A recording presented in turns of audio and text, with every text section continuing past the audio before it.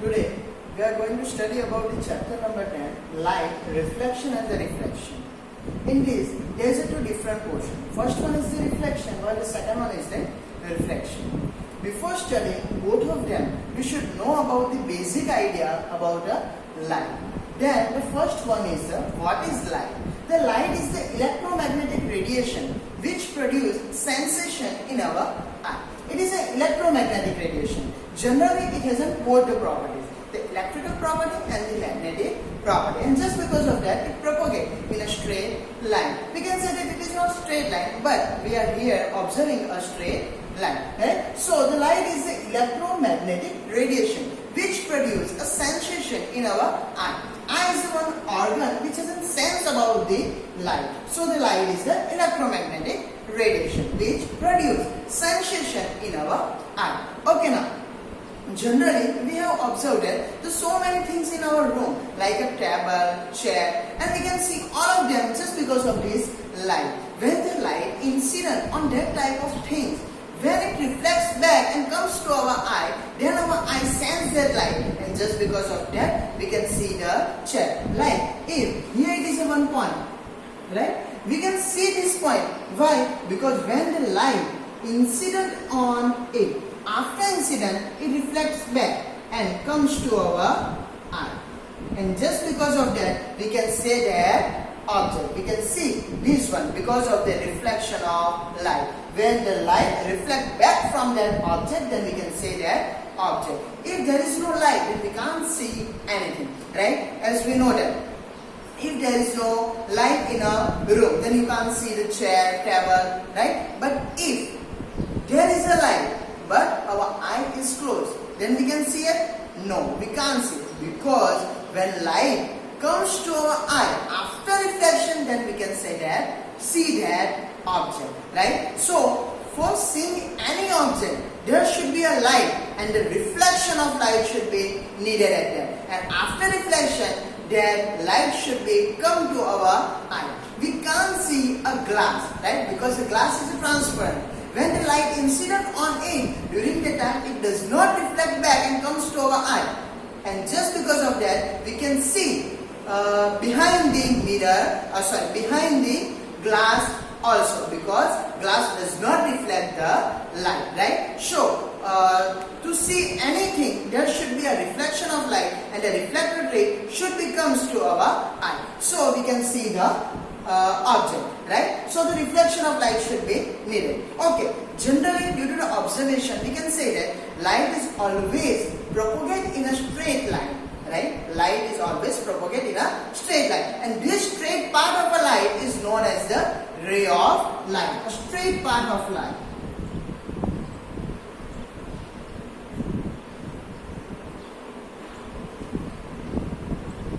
The straight part of a light is known as the ray of light.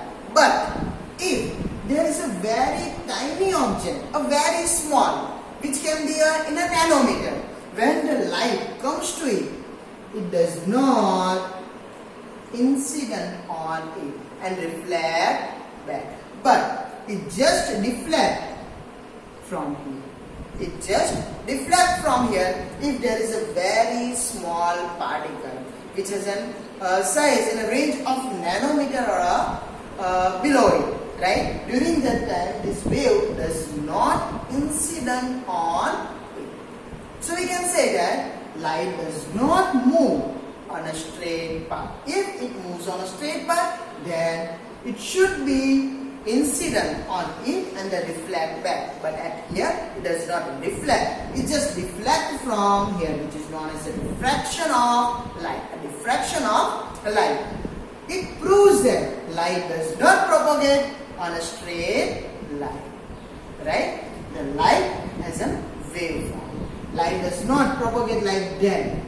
It just propagates like that. But we can't see these waves, right? We can see this one, a straight line. What is the reason behind it? The reason is the wavelength of light, which is very small. Generally, when it moves in this manner, during that time, from this to here, to here.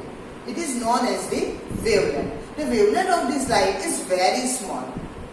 Generally, we can't see all types of light, right?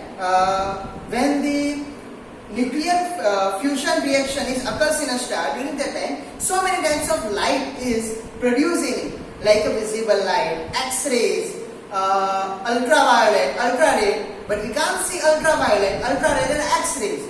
We can only see the visible light, a white ray of light. What is the reason? Because our sensation cells inside of our eye, which can only sense the visible light, which has a wavelength from 4 into 10 raised to minus 7 meter to the 8 into 10 raised to minus 7 meter. It is the wavelength of visible light. It is a wavelength of visible light. The value of this distance.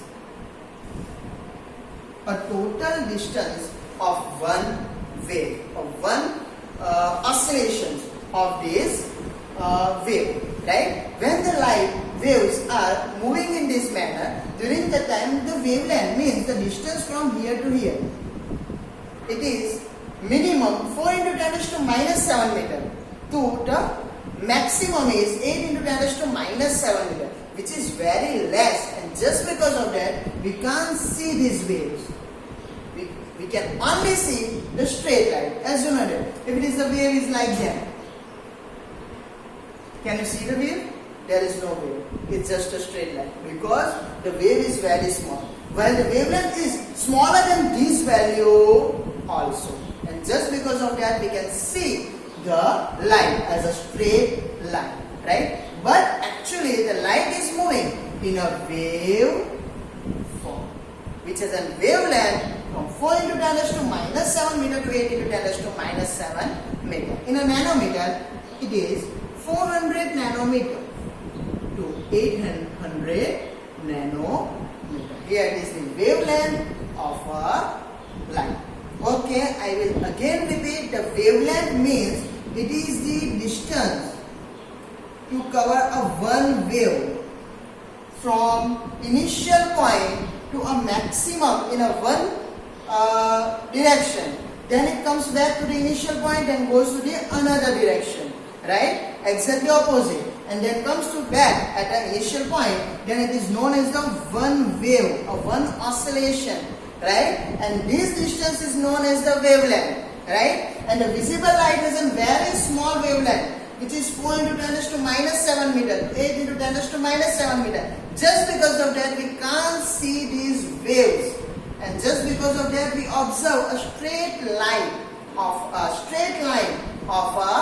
light. But generally light has a wave, right? But due to some reason or by some studies we get the knowledge about that the light is not only a wave property, it has also a particle property. So there is some problems occurs during that time, because if an object has a wave property, then there is a negligible particle property, right? And if there is an object has a particle property, then there is no wave property. Generally we have a particle property because we have much mass as compared to the other small particle, and just because of that our wave property is very small, right? Which is a negligible, or you can say that there is no wave property of us, there is only a particle property.